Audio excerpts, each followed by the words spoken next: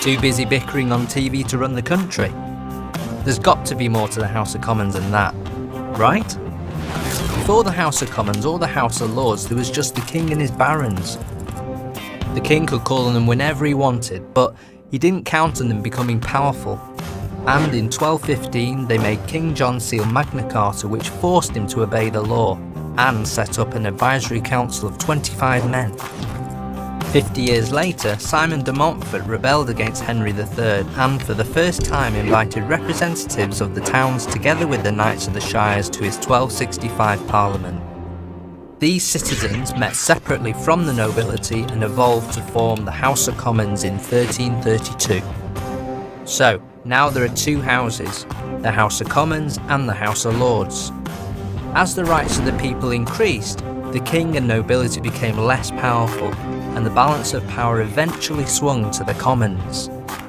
In 1512, a huge fire consumed Westminster Palace. Henry VIII moved out, and once rebuilt, it became Parliament's home.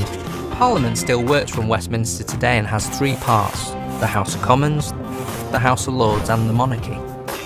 Members of the House of Commons are elected by you and me.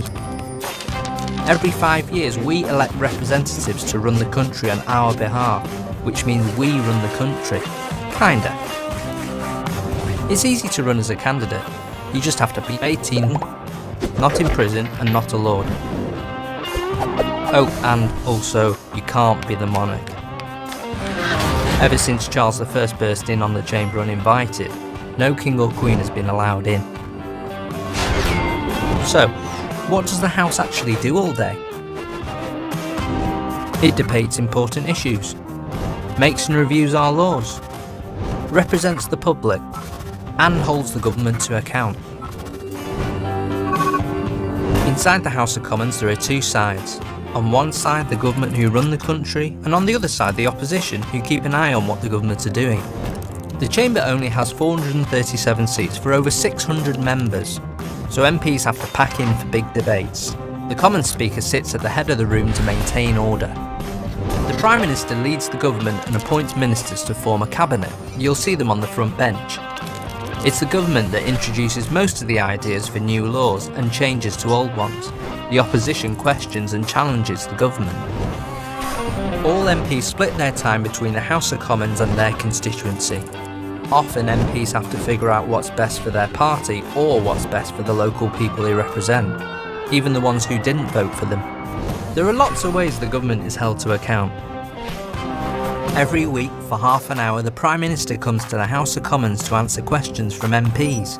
It's dramatic, it's heated, and it's this that gets the most viewers tuning in. But it's not just the PM in the hot seat. MPs get to question ministers from all government departments. And then there are select committees where MPs spend a lot of time reviewing the policies and spending of government. This is called scrutiny. They speak to experts and the public to understand how laws affect our everyday lives. This work helps the government shape their policies. Also, whenever the government wants to raise taxes, the House of Commons has to agree. They review any proposed bill before they vote.